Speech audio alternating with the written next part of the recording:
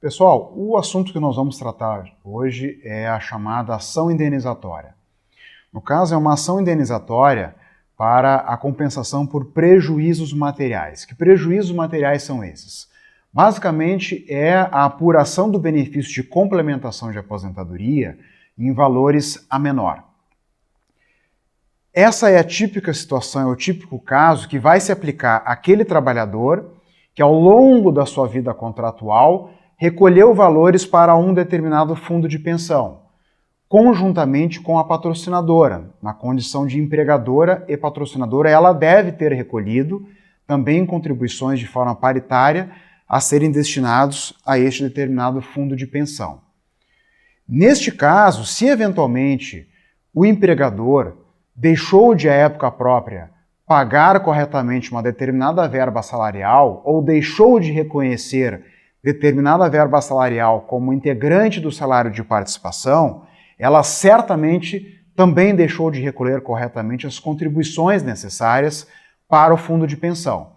E aí surge então o prejuízo para este trabalhador a partir do momento em que ele encerra o seu contrato de trabalho e passa a receber o benefício de complementação de aposentadoria. Por que surge este prejuízo? Porque o fundo de pensão ele vai calcular o benefício a partir exatamente das contribuições que ele recebe. Se ele recebeu contribuições a menor, o benefício será então apurado em valor a menor. Obviamente que este prejuízo tem que ser reparado. E quem deu causa a esse prejuízo? Foi o empregador quem deu causa. Afinal de contas, como nós já dissemos, à época própria ele deixou de pagar corretamente uma determinada verba salarial ou deixou de recolher sobre determinada verba salarial que compunha o salário de contribuição para o fundo de pensão e, por via de consequência, aquele aporte de valores para o fundo de pensão foi feito num valor inferior ao que deveria ter ocorrido. E aí gera, então, um prejuízo mês a mês para esse trabalhador até o final da sua vida, um pagamento de uma complementação inferior àquela devida. No ano passado, houve um julgamento emblemático proferido pelo STJ, onde, ao julgar um caso concreto de um ex-funcionário do Banrisul, o STJ promoveu um julgamento com repercussão geral. O que significa dizer isso?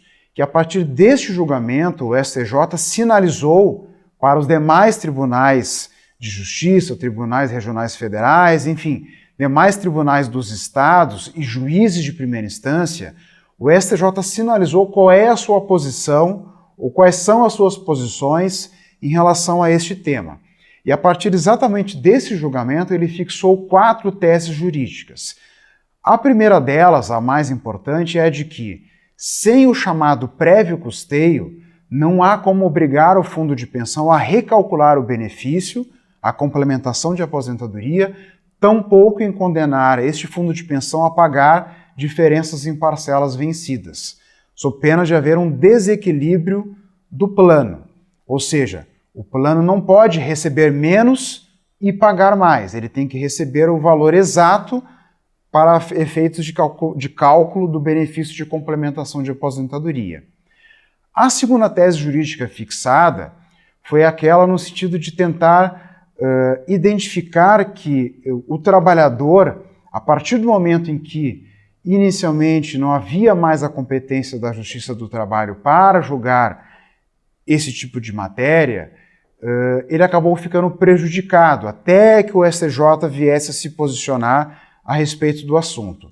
Então, uma das teses jurídicas fixadas pelo STJ, uma tese muito importante, foi a de que o STJ reconhece a competência da Justiça do Trabalho para buscar, através de uma ação indenizatória, o prejuízo causado pelo ex-empregador que, como já dito antes, deixou de pagar corretamente uma determinada verba salarial, por via de consequência deixou de recolher corretamente e, por sua vez, isso gerou um prejuízo ao trabalhador que, a partir da extinção do seu contrato de trabalho, passou a receber um valor a menor a título de complementação de aposentadoria.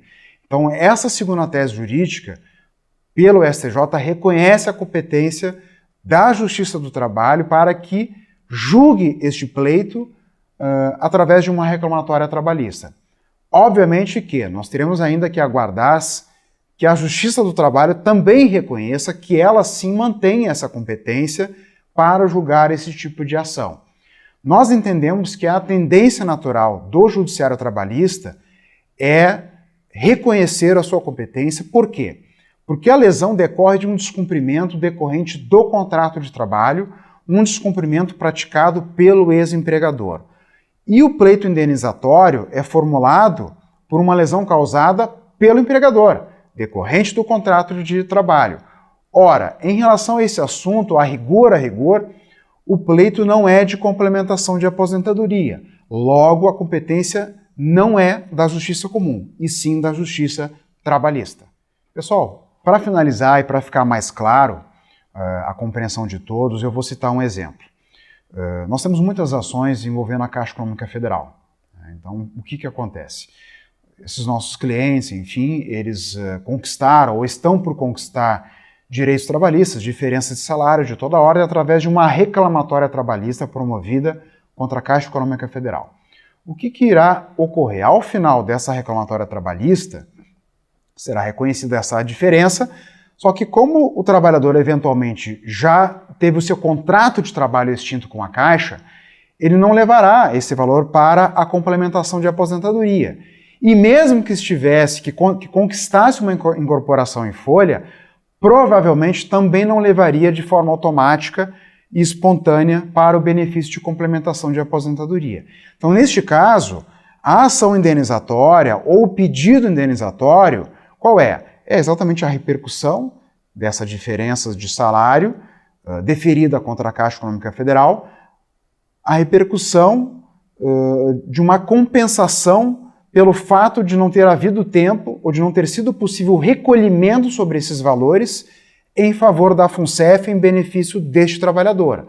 Então, sem receber esses recolhimentos, a FUNCEF não irá repercutir esses valores no benefício de complementação de aposentadoria, o que, por sua vez, configura um prejuízo gerado por quem? Não pela FUNCEF, e sim pela Caixa Econômica Federal, na condição de empregadora, porque deixou de pagar corretamente determinada parcela e sobre essa diferença, obviamente, deixou de recolher corretamente para o fundo de pensão.